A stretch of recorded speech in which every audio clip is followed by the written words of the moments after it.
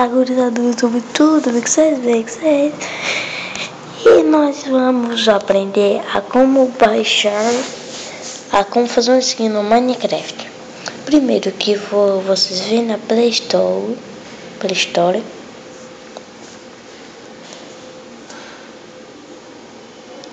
e coloca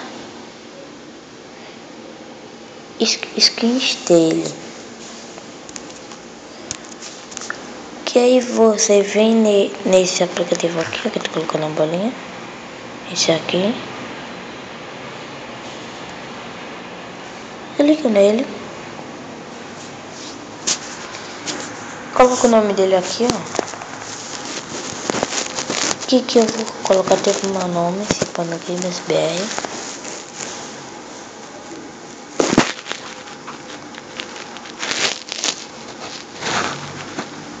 Aqui que vem a Play Skin, aqui que é MCPF Android, Shang. Espera um pouco, galera.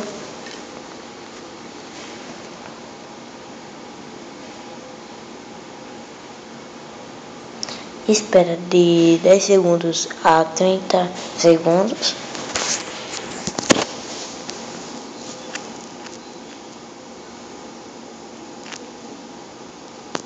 Que aí vai aparecer aqui um negócio de desinstalar o Minecraft P.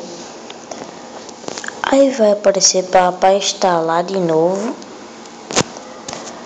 Que vai estar a skin. Primeiro eu não preciso,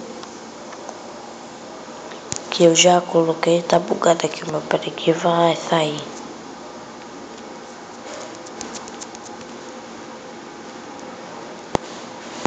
Peraí, né? Pronto, vai estar agora.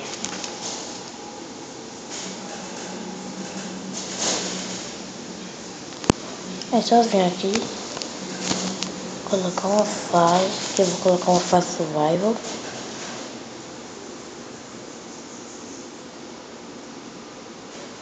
Espera que aquele que o meu celular é muito bugado, que vai indo de pouquinho.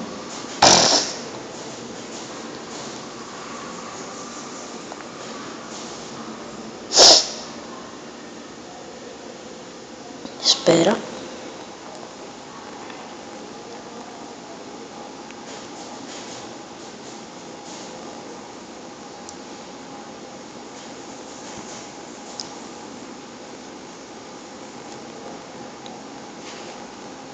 Espera, galera.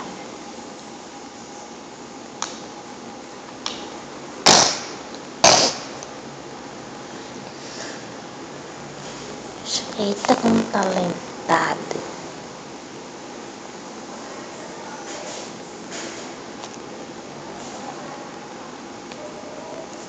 Pronto aí.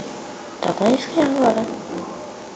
Se vocês quiserem ir aqui no Block Launcher, que vão no mesmo link.